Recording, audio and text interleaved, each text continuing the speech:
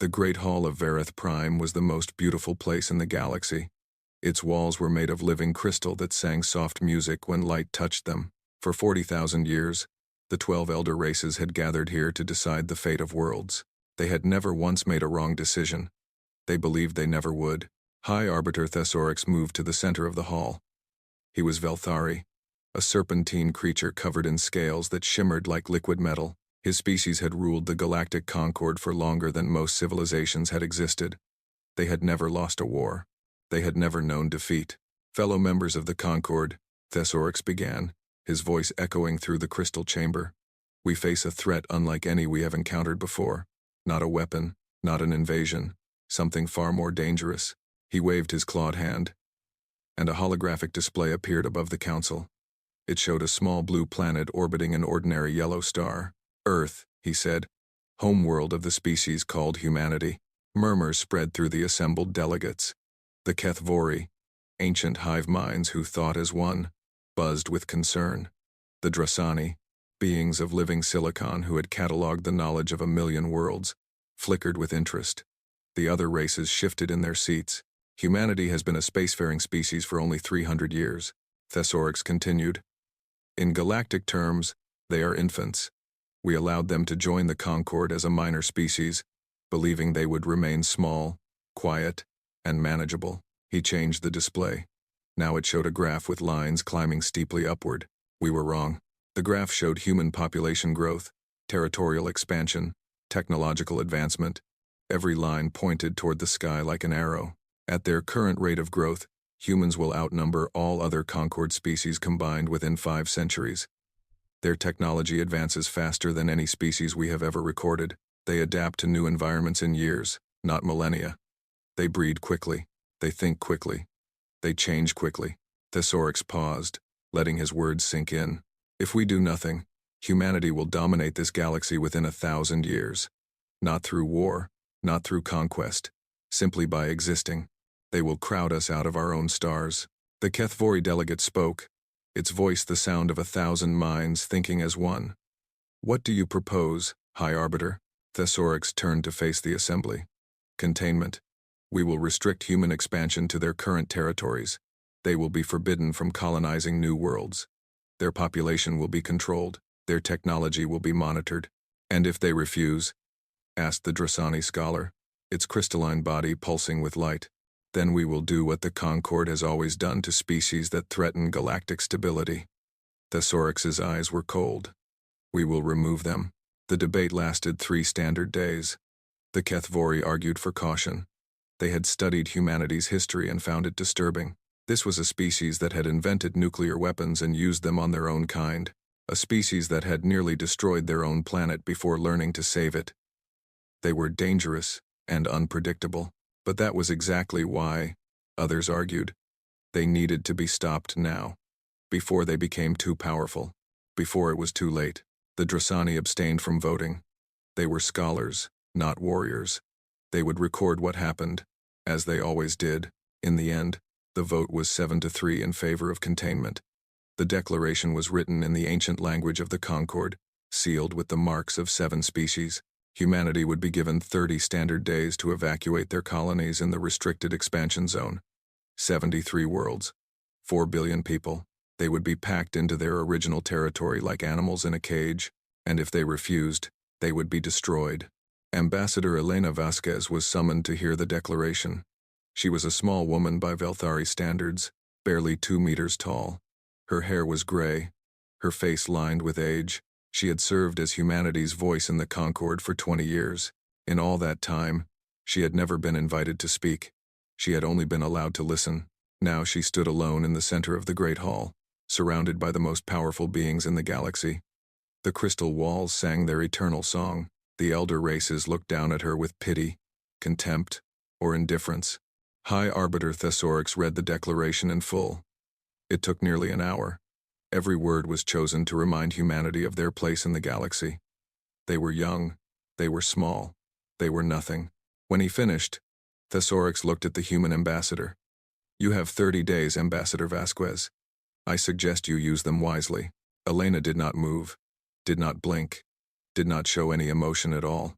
May I ask a question, High Arbiter? Thesaurus tilted his great serpentine head. In 40,000 years, no minor species had ever asked to speak after receiving a declaration. But he was curious. What could this tiny creature possibly say? You may. What happens if we refuse? If we will not leave our colonies? If we will not accept your cage? Thesaurus almost laughed. Almost. Then the combined might of 9 conquered species will descend upon your worlds. Your colonies will burn. Your fleets will be scattered.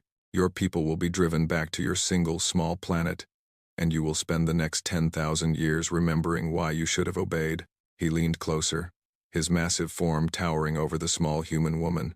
Your species will be remembered as a cautionary footnote in galactic history. A minor race that reached too far and was appropriately punished. Nothing more. Elena Vasquez looked up at him. She was so small, so fragile, so very, very human. And then she smiled. It was not a pleasant smile. It was the smile of someone who knew something that others did not. The smile of someone who had been waiting for this moment for a very long time. High Arbiter, she said, her voice calm and clear. My people have a saying. Be careful what you wish for. You might get it. She turned to face the entire assembly, that strange smile still on her face. You have studied our population, our expansion, our technology, but I wonder if you have studied our history. Really studied it. Do you know how many wars humanity has fought? Do you know how many times we have stood at the edge of extinction and clawed our way back? No one answered. We have spent 200,000 years fighting, not against aliens, against ourselves. We have perfected the art of war in ways you cannot imagine. Every weapon, every tactic, every strategy. We invented them all, and we used them on each other. She paused, letting her words echo through the crystal hall. And now, for the first time in our entire history, you have given us something we have never had before. A common enemy. You have given every human in the galaxy someone to fight other than each other. High Arbiter Thesaurus felt something he had not felt in centuries. It took him a moment to recognize it. It was unease. You will remember us, Elena Vasquez said, her voice rising. I promise you that. Not as a footnote, not as a cautionary tale. You will remember us as the species that made the mighty Concord regret its arrogance. She turned and walked toward the exit, her footsteps echoing in the sudden silence. At the door, she stopped and looked back one final time. You wanted a war, High Arbiter. You have one. I hope you survive long enough to regret it. She left. The crystal walls continued to sing their ancient song. But somehow, to those who listened closely, the music sounded different now. It sounded like a warning. 30 days later, the Concorde's mighty armada launched toward human space. 40,000 warships from 9 species, carrying enough firepower to burn 100 worlds. The largest military force ever assembled in galactic history. They expected an easy victory. A quick war. A lesson taught to an inferior species. They had no idea what was waiting for them. Fleet Admiral Corveth stood on the command bridge of the Eternal Vengeance, the largest warship ever built by the Velthari. Behind him stretched a fleet of 6,000 vessels, each one capable of destroying a planet. Around him, similar fleets from 8 other species moved through hyperspace toward the human homeworld. 40,000 ships, millions of soldiers, the full military might of the galactic conquered. This would not be a war, Corveth thought. It would be an execution. The intelligence reports were clear. Humanity had perhaps 2,000 combat-capable ships, most of them outdated designs based on technology the conquered had abandoned centuries ago. Their weapons were primitive, their shields were weak, their tactics were copied from species that had stopped evolving 10,000 years before. This was not a battle. It was pest control. Admiral, his sensor officer reported. We are approaching the Sol system, transitioning from hyperspace in 3 minutes. Corveth adjusted his position, scales rippling with anticipation. Signal all ships, standard conquest formation. I want this finished before the humans can mount any organized resistance. The fleet emerged from hyperspace like a tsunami of steel and fire. 6,000 ships burst into reality around Earth's solar system, weapons charging, shields activating, ready for war. They found nothing. Corveth stared at his display screens in confusion. The orbital stations above Earth were empty, running on automatic systems.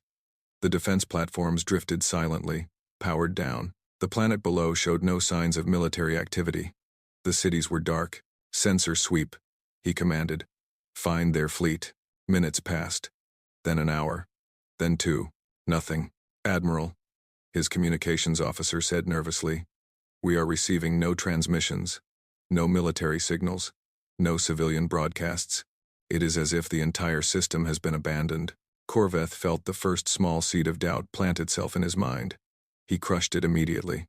The humans were hiding. They were afraid. This was simply the behavior of a primitive species facing extinction. "They are cowering somewhere," he declared. "Expand the search. Check every moon, every asteroid, every piece of rock large enough to hide a ship." His fleet spread out through the solar system, searching. Hours passed. The doubt in Corveth's mind began to grow, despite his efforts to ignore it. Where were the humans? Then, 3 hours and 17 minutes after the Concorde fleet entered the Sol system, the stars began to move. At first, Corveth thought his sensors were malfunctioning. Points of light that had been stationary for billions of years were suddenly shifting. Then he realized what he was seeing. They were not stars. They were engines. From the asteroid belt came the first wave. Thousands of ships emerged from hollowed rocks, their hulls painted black to match the void. They had been hiding there for years, waiting. From the moons of Jupiter came the second wave. Beneath the ice of Europa, inside the volcanic tunnels of Io, within the ancient craters of Ganymede, humanity had built shipyards that the Concorde had never detected. From the rings of Saturn came the third wave. Ships disguised as ice chunks, powered down and drifting, suddenly roared to life. And from Mars came the fourth wave. The entire planet had been turned into a fortress. Mountains split open to reveal launch bays. Canyons lit up with weapons arrays.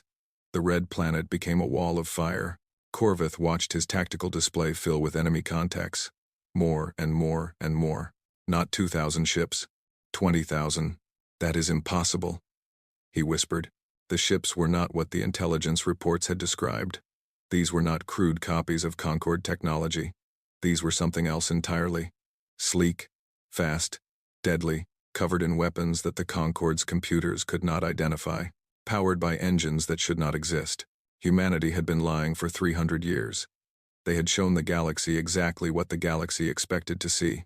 A young species struggling with outdated technology. They had hidden their true capabilities behind a mask of weakness. And now the mask was off. "All ships," Corveth commanded, his voice steady despite his growing fear. "Combat formation. Engage the enemy." The Battle of Sol began. In the first 30 seconds, humanity demonstrated something the Concorde had never seen before. Coordinated warfare on a scale that should have been impossible. 20,000 ships moved as one, their attacks perfectly timed, their formations constantly shifting. They did not fight like the Concorde fleets, which relied on overwhelming firepower and rigid tactics. They fought like a living thing, adapting to every move Corveth made. Human missiles did not travel in straight lines. They dodged, weaved, and changed targets mid-flight. Human beam weapons struck with precision that Concorde shields could not predict. Human ships appeared out of nowhere, struck hard, and vanished before counterattacks could be launched. 1 minute in, Corveth had lost 300 ships. 2 minutes in, he had lost 600. 5 minutes in, the Concorde fleet was in full retreat. "Hold formation," Corveth screamed. "We outnumber them. We have superior technology." But they did not have superior technology. That had been a comfortable lie the Concorde had told itself. Humanity had spent 3 centuries preparing for this day. They had studied every weapon, every ship, every tactic the Concorde had ever used. They had found the weaknesses. They had built the counters, and they had been waiting. At the 7-minute mark, a human ship appeared directly in front of the Eternal Vengeance. It was small compared to Corveth's massive flagship, but it moved with impossible speed, dodging point defense fire like it knew where the shots would go before they were fired. A voice came over the communication channel. Human. Female. Calm. "Admiral Corveth, this is Captain Sarah Chen of the Terran vessel Unconquered. You are ordered to surrender your fleet immediately." Corveth hissed with rage. "You dare demand our surrender? We are the Concorde. We have ruled this galaxy for 40,000 years, and you have never fought humans." Captain Chen replied, "This is your one chance. Stand down, and your crews will be treated fairly. Continue fighting, and you will die." Corvith snarled his refusal and ordered all weapons to fire on the tiny ship. The Unconquered was gone before the first shot reached it. 9 minutes in, half of Corvith's fleet was destroyed or disabled. The humans pressed their attack without mercy, without pause. They seemed to be everywhere at once. 10 minutes in, Corvith watched his tactical display turn from yellow to red. Ship after ship vanished, destroyed by an enemy that refused to fight fairly, that refused to follow the rules of war that had governed the galaxy for millennia. 11 minutes in, Corvith finally understood. The Concord had spent 40,000 years fighting other species that played by the same rules. Species that valued honor, tradition, predictability. Species that fought wars the way wars had always been fought. Humanity had spent 200,000 years fighting itself. They had tried every tactic, every strategy, every form of warfare imaginable. They had learned that war was not about honor, war was about winning, and they were very, very good at it. At the 11-minute and 30-second mark, a human missile struck the Eternal Vengeance's engine core. The greatest warship in the Concord fleet broke apart in a ball of fire. Admiral Corvith's final transmission was a single word, repeated 3 times as his ship died around him. Impossible. Impossible. Impossible. The Battle of Seoul ended at the 12-minute mark. Of the 6,000 ships that had entered the system, fewer than 500 escaped. They fled into hyperspace, carrying tales of horror back to the Concord. The other 8 fleets, scattered across human space, fared no better. Some were destroyed in minutes. Some surrendered when they saw what had happened to their comrades. A few tried to flee before engaging and were hunted down anyway. In a single day, the Galactic Concord lost more than 35,000 ships, the largest military defeat in galactic history, and humanity was just getting started. Within a week, human ships appeared above Concord, worlds that had never known war. They did not attack. They simply waited, letting the terrified populations see what was coming.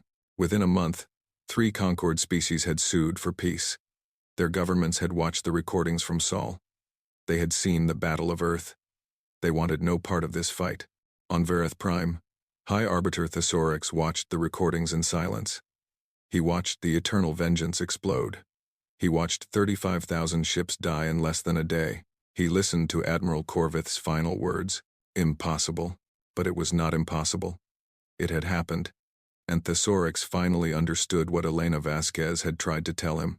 The Concord had not declared war on a minor species. They had woken a sleeping giant, and the giant was very, very angry. 1 year into the war, the Galactic Concord was falling apart. High Arbiter Thesaurus sat alone in his private chambers on Vareth Prime, staring at reports that grew worse with each passing day. Human ships had pushed deep into Concord territory. Worlds that had known peace for 10,000 years now saw human vessels in their skies. 3 species had already surrendered. 2 more were negotiating. The war was failing. But that was not what troubled Thesaurus most. What troubled him was that he did not understand why. The Concord still had more ships, still had more soldiers, still had more resources.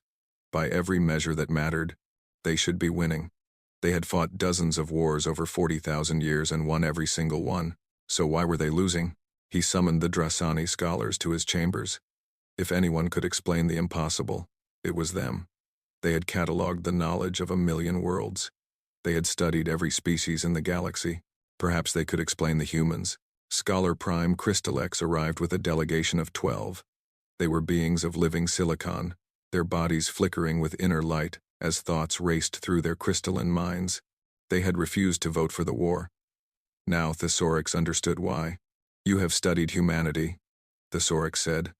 "Tell me what you know." Crystalex's body pulsed with complex patterns. "We have studied them extensively since the war began. What we have found is disturbing.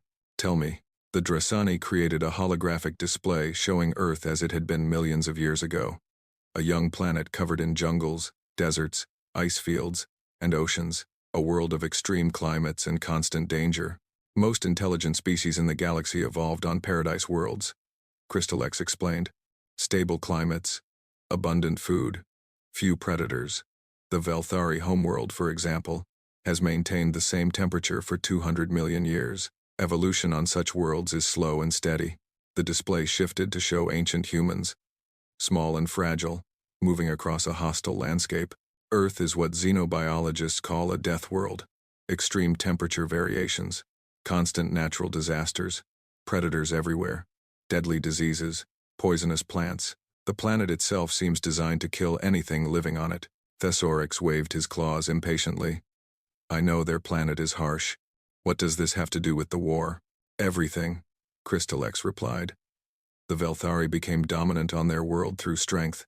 You were the largest, most powerful predators. No creature could challenge you, so you never had to adapt to being challenged. Humans were never the strongest creatures on Earth. They were not the fastest. They had no claws, no fangs, no armor. They should have gone extinct 1,000 times over. The display showed early humans hunting massive creatures across endless plains, but they survived. They became persistence hunters. Their bodies could run for hours without stopping. They would chase prey until the prey collapsed from exhaustion. When they could not outfight something, they outlasted it. Thesaurus leaned forward, interested despite himself. More importantly, Crystalex continued, they evolved a trait that we have found in no other species in the galaxy. They became generalists. Explain. Most species specialize. The Kethvori evolved for hive cooperation. The Velthari evolved for physical dominance. The Drasani evolved for information processing. We are all excellent at one thing. Humans evolved to be adequate at everything. They can survive in any climate, eat almost any food, learn any skill, adapt to any situation. They are not the best at anything, but they are good enough at everything. The display changed again, now showing human history. War after war after war, stretching back through time. But here is what truly makes them dangerous, High Arbiter. Because they were never the strongest, they learned to fight differently. They invented weapons to overcome their physical weaknesses. They invented tactics to overcome their enemies' advantages. They invented technologies that changed the rules of survival entirely. And they practiced, constantly, on each other. The display showed numbers now. Numbers that made Thesaurus's blood run cold. In 200,000 years, humans have fought over 15,000 recorded wars. Millions of battles, billions of casualties. They have destroyed their own cities, poisoned their own lands, split atoms and used them as weapons against their own kind. Crystalex's body pulsed with emphasis. Every war taught them something. Every defeat made them better. Every victory showed them what worked. They have spent their entire existence perfecting the art of killing each other. The Concord has fought perhaps 200 wars in 40,000 years. Humans fight that many in a single century. They have more experience with warfare than every other species in the galaxy combined. Thesaurus was silent. The weight of what he was hearing pressed down on him like a physical force. There is more, Crystalex said. We studied their psychology. When most species face overwhelming odds, they surrender. Self-preservation dominates. This is rational. This is logical. Humans do not do this. The display showed images from human history. Small groups holding against impossible numbers. Single individuals refusing to yield even when death was certain. Ships fighting to the last second. They have a concept they call spite.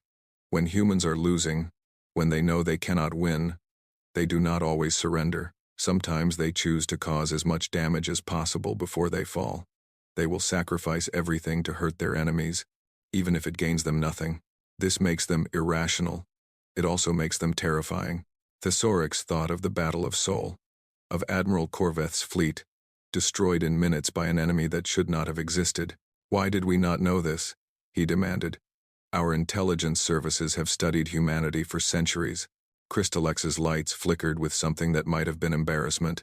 We saw what we expected to see. A young species with inferior technology. We measured their ships and found them weak. We measured their weapons and found them primitive. We did not think to measure their history, their psychology, their capacity for adaptation. We believed technology and numbers would determine the outcome. We forgot that wars are not fought by ships. They are fought by beings, and no beings in the galaxy are more experienced at war than humans. Thesaurus stood and walked to his window.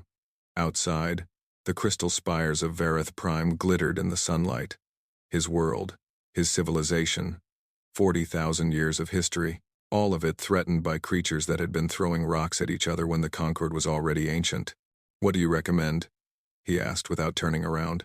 Crystal X hesitated. The other Drasani scholars exchanged glances. Speak, Thesaurus commanded. Immediate surrender, Crystal X said. Full acceptance of any terms humanity offers. The war is already lost.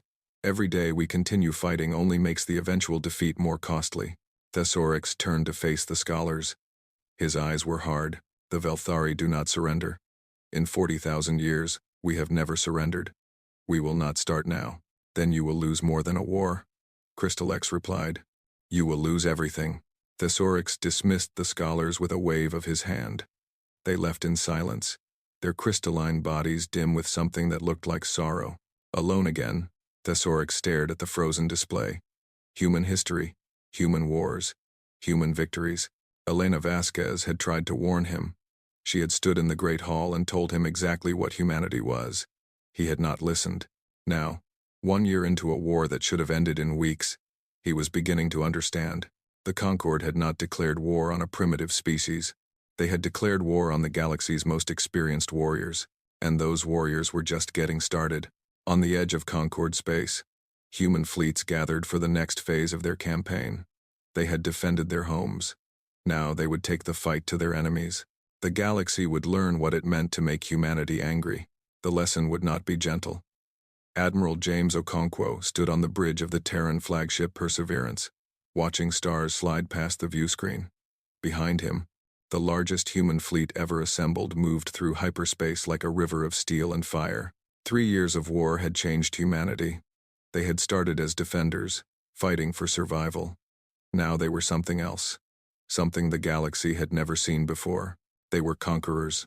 But Okonkwo did not think of himself as a conqueror. He thought of himself as a surgeon. The Galactic Concord was a disease, and he was going to cut it out of the galaxy, not by destroying everything in his path, but by striking at exactly the right points. He had spent 2 years planning this campaign. The Long Dark, his staff called it. When it was finished, the Concord would no longer exist. Not because humanity had killed everyone, but because the Concord would simply stop functioning. The key was the hyperspace relay network. For 40,000 years, the Concord had traveled between stars using a network of massive relay stations. These stations created stable hyperspace corridors that allowed ships to cross vast distances quickly and safely. Without them, a journey that took days would take years. The relay network was the Concord's greatest achievement. It connected 1,000 worlds. It made their empire possible. It was also their greatest weakness. The relay stations were old, ancient, by human standards. The species who had built them had long since forgotten how they worked. The Concord maintained them, kept them running, but they could not build new ones. If a station was destroyed, the connection it provided was gone forever. Okonkwo had identified 47 relay stations that formed the backbone of the Concord's network. Destroy them, and the empire would shatter into isolated fragments. Fleets would be stranded, supply lines would collapse. Worlds that had relied on the network for millennia would suddenly find themselves alone. It was not a kind strategy. It was not an honorable strategy. It was a human strategy. The operation began at exactly 0600 Terran Standard Time. 47 strike teams, positioned over the past 6 months, attacked simultaneously across 200 light-years. Okonkwo watched the reports come in. Station after station went dark. Each one was a thread being cut, and with each cut, the great tapestry of the Concord unraveled a little more. The Velthari defense fleet at Korvath Prime received the alert and prepared to respond. But when they tried to enter hyperspace, nothing happened. The relay station that connected their system to the rest of the Empire was already burning. They were trapped.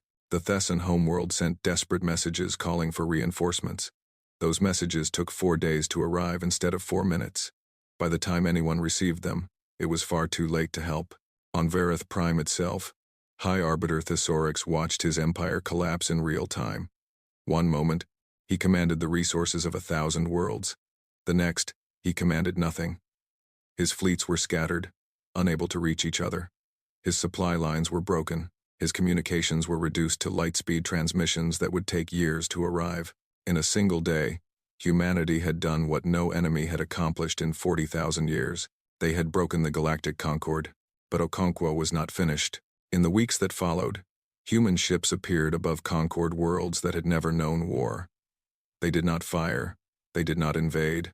They simply waited, their weapons pointed at cities that had stood in peace for longer than humanity had existed. And then they sent a message. The message was the same for every world. Simple, clear, final. The galactic concord has fallen. The hyperspace network is destroyed. You are alone. Humanity offers you a choice. Surrender now, and accept our terms, or face the consequences. Our terms are these. You will demilitarize. You will open your worlds to human observation. You will accept humanity as the dominant power in this region of space. In exchange, you will keep your governments, your cultures, your ways of life. We do not want to rule you. We want to ensure you can never threaten us again. You have one standard week to decide. The Kethvori were the first to accept. Their hive minds had calculated the odds the moment the relay network fell. Resistance was illogical. Continued war meant extinction. They surrendered with a simple transmission. We accept. The Drasani followed within hours. They had predicted this outcome from the beginning. Their scholars had tried to warn the Concord. No one had listened. Now they would preserve their libraries and their knowledge under human protection rather than see them burn in a pointless war. One by one, the species of the conquered made their choice. Most chose survival. Most chose peace. But not all. The Thesan refused. They had been warriors for 20,000 years. They would not bow to primitive creatures who had crawled out of their caves only yesterday. Their home fleet rallied around their capital world, preparing for a final stand. Human ships arrived 3 days later. The battle lasted 6 hours. When it was over, the Thesan fleet was debris, and their capital city was a crater. The survivors surrendered before the sun set. The Corvith refused. Their generals believed they could outlast the humans, wear them down with guerrilla tactics and ambushes. They were wrong. Human ground forces landed on their moon fortress and cleared it in 48 hours. The Corvith generals were captured alive. They were treated well. They were also never allowed to command anything again. And then there were the Velthari. High Arbiter Thesaurus retreated to Sethrakis, the ancient Velthari homeworld. There, in the Hall of Scales where his ancestors had ruled since before humans learned to make fire, he gathered the remnants of his people and prepared for the end. He expected human fleets to arrive. He expected bombardment, invasion, destruction. He prepared his warriors for a final battle that would be remembered for eternity. Instead, a single ship arrived, a small diplomatic vessel, carrying an unarmed delegation.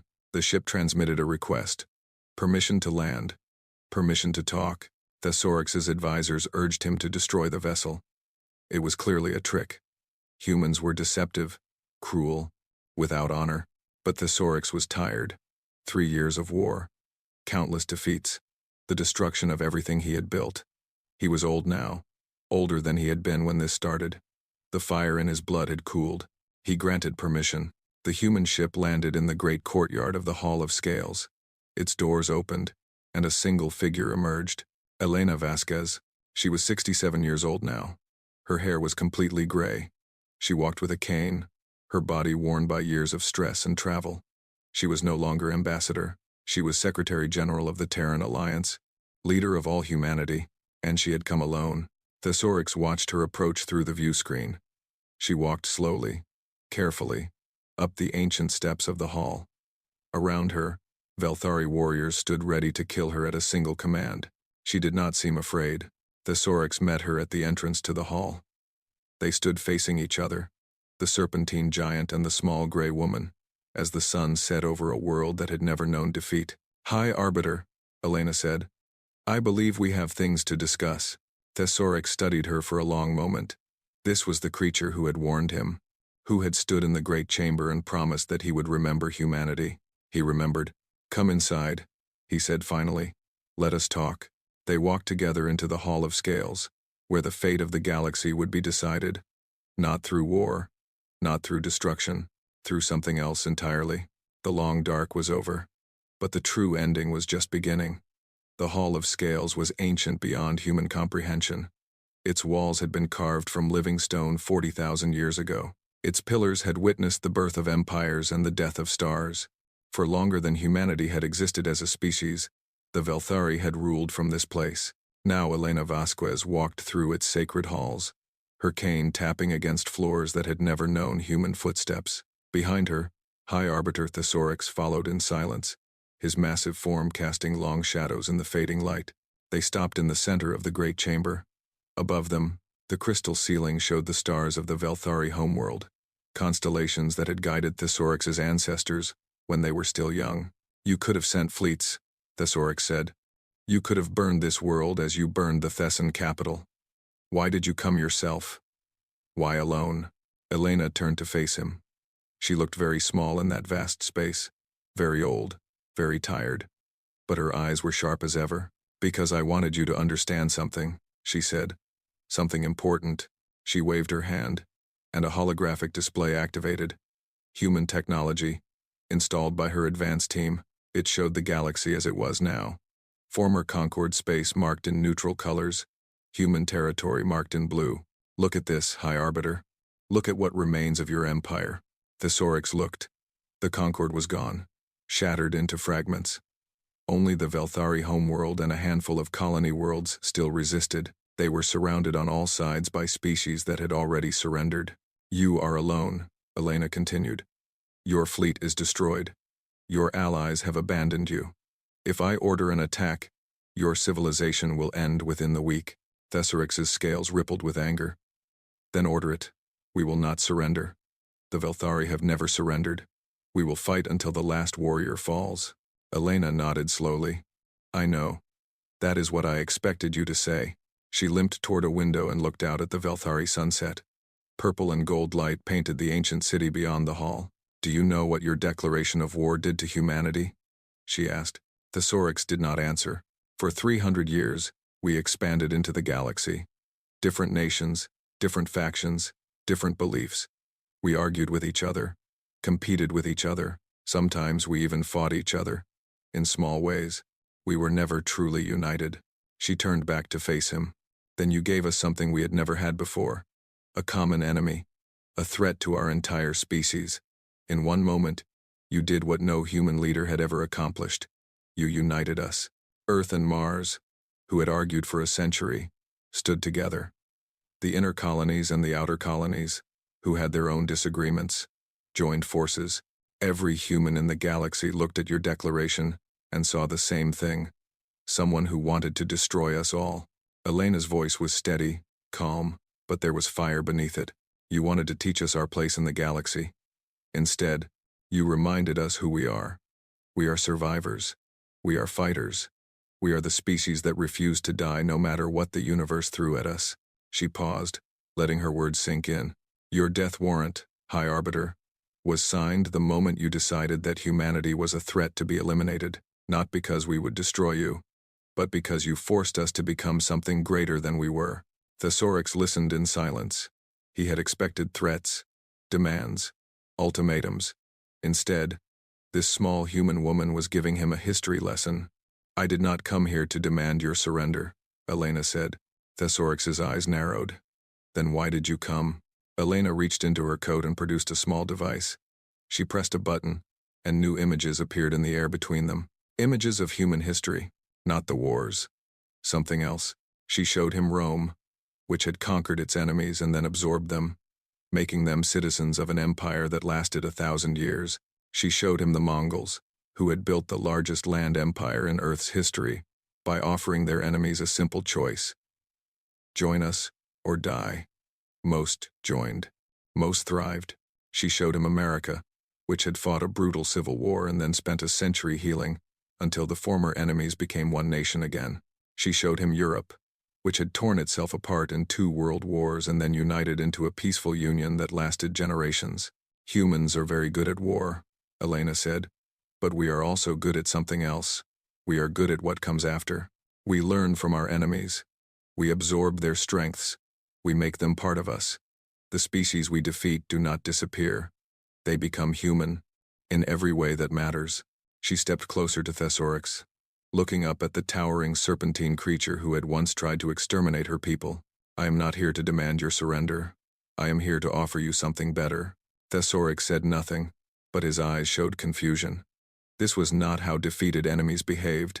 This was not how conquerors spoke. The Galactic Concord is dead, Elena continued. It failed because it was built on fear and control.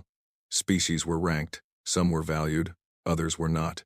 You ruled not through loyalty but through power. I want to build something different, something that will last not for 40,000 years but for millions. A true union of species, working together, each contributing their strengths. She raised her hand toward Thesaurus.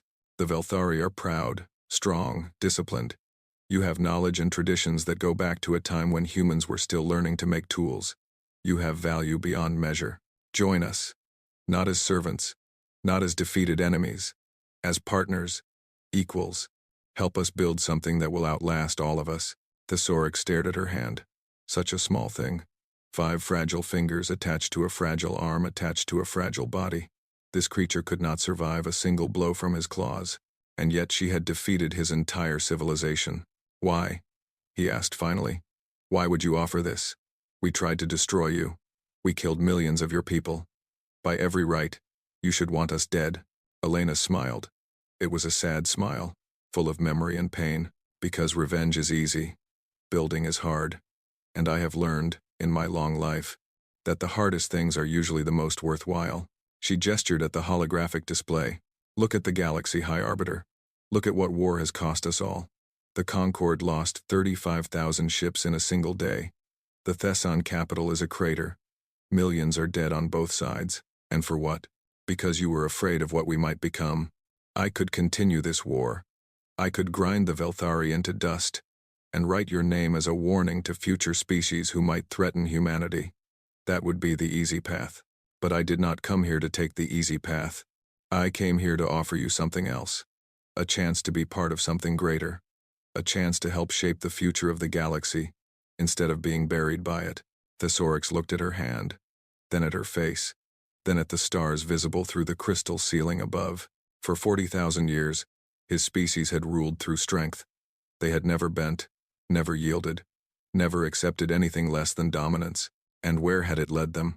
To this, to a ruined empire, to a dying civilization, to a lonely old warrior standing in an empty hall, being offered mercy by creatures his ancestors would have considered insects. He thought of the Drasani's warning. Immediate surrender. It was the logical choice. It was the only choice that led to survival. But Elena was not asking for surrender. She was asking for something else entirely. She was asking for partnership. Thesaurus remembered his own words, spoken years ago in the great chamber of Vareth Prime. We will not kneel. The Velthari do not kneel. But this was not kneeling. This was choosing. Choosing life over death. Choosing the future over the past. Choosing to be part of something instead of standing alone until the end. Slowly, painfully, High Arbiter Thesaurus lowered himself. Not in defeat. Not in submission. In acceptance. For the first time in 40,000 years, a Velthari bent before another species. Elena Vasquez reached out and placed her small hand on his massive scaled shoulder. Welcome to humanity, she said softly. We are glad to have you. 1,000 years later, the Terran Commonwealth stretched across a quarter of the galaxy. 12 species worked together in peace, their differences celebrated rather than feared. Humanity led not through conquest but through example, always reaching, always growing, always becoming something more. In the great archives of New Earth, a museum displayed artifacts from the war that had given birth to the Commonwealth. Battle recordings, treaties, weapons made harmless by time, and in the center of the largest hall, preserved under protective fields, hung a single document, the original declaration of war from the Galactic Concord, the words that had nearly doomed humanity to extinction. Beneath it, a simple plaque read, "They meant this as our death warrant. We made it our birth certificate." Visitors came from across the galaxy to see it. Velthari and human children stood together, learning the story of how war had become peace, how enemies had become family, how the galaxy had tried to destroy humanity and humanity had answered with something stronger than revenge. They had answered with hope, and the galaxy was never the same. The end.